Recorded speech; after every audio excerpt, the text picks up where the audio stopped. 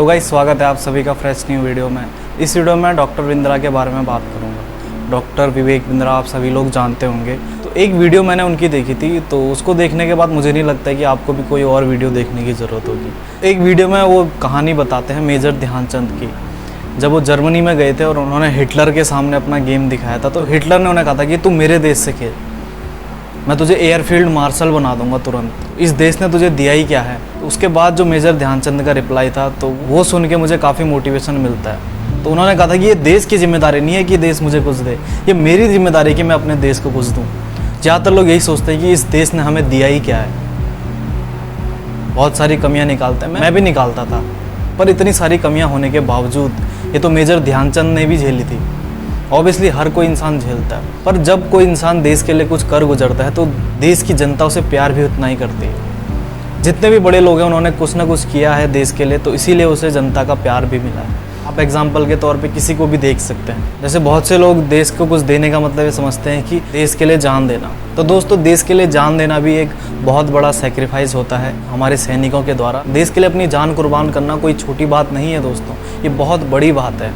पर अपने देश के लिए जीना, उसके लिए कुछ कर गुजरना, उसका नाम आगे बढ़ाना, ये भी बहुत बड़ी बात होती है। जैसे सचिन तेंदुलकर ने क्रिकेट के थ्रू पूरे वर्ल्ड में हमारे देश का नाम कमाया, तो दुनिया ने उन्हें प्यार दिया। हाल ही में नीरज चोपड़ा जो हमारी इंडियन आर्मी से हैं, उन्होंने जब ओलंपिक में गोल्ड मेडल दिया तो कितना सारा प्यार उन्हें मिला। तो हम ये क्यों सोचते हैं कि हमारे देश ने हमें कुछ नहीं दिया। आप अपने देश के लिए कुछ करके तो देखिए। ज़्यादा बड़े लेवल पे नहीं, अपने स्तर पर आप जितना भी कुछ कर सकते हो। अगर आप कोई दुकानदार हो, अगर आप अपना काम ईमानदारी से करते हो, तो आप वो भी देश के हित में काम कर रहे हो। और जो दुकानदार बेईमानी से कस्टमर से पैसा लूटता है, वो देश के हित में काम नहीं कर रहा है। आखिर देश किस चीज़ से मिलकर बना होता है? देश के लोगों से।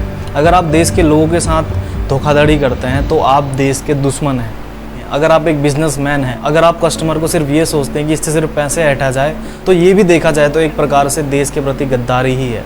आप अपने स्तर से शुरुआत कीजिए। जैसे कोई सरकारी अध्यापक है, वो सरकारी विद्यालय में पढ़ाने के लिए जाता है, पर बच्चों को वो नहीं पढ़ाता है, तो इसको आप क्या कहेंगे? यानी कि जिस चीज़ के लिए वो वेतन ले रहा है, उस चीज़ के लिए वो काम ही नहीं कर रहा है। जिन बच्चों का भविष्य उसके हाथ में है, उन बच्चों का भविष्य वो अंधकार में ले जा रहा है। एक टीचर के हाथ में बहुत से बच्चों का भविष्य होता है। वो चाहे तो उनका भविष्य बना सकता है, वो चाहे तो उनका भविष्य बिगाड़ सकता है। एक ऑटो ड्राइवर अगर जनता से मनमाना की किराया वसूल करता है, तो वो भी एक प्रकार से देश के प्रति गद्दारी ही है। ये बातें सुन के थोड़ी अजीब सी लगेंगी, पर दोस्तों अल्टीमेटली जो भी हम काम करते हैं, तो समाज में रहने वाले लोगों पर उसका क्या प्रभाव पड़ता है। इसी बात से आप समझ सकते हैं कि आप देश के प्रति ईमानदार हैं या नहीं है। अगर आपके काम से आपके आसपास के लोगों को सहूलियत हो रही है, तो दोस्तों आप जो है देश के हित में काम कर रहे हैं। तो दोस्तों, इसका मतलब मेरा बिल्कुल ये नहीं है कि अगर कोई सामने वाला इंसान अगर आपसे बेवजह फ़ायदा उठाना चाहे, तो आप बिल्कुल भोंदू बन जाओ और उसे आपका फ़ायदा उठाने दे दिया जाए। इसका मतलब ये कदापि नहीं है। इसका मतलब ये है कि आप अपने स्तर पे जो आप कर सकते हो बेस्ट चीज़ ईमानदारी से, वो आपको करनी चाहिए।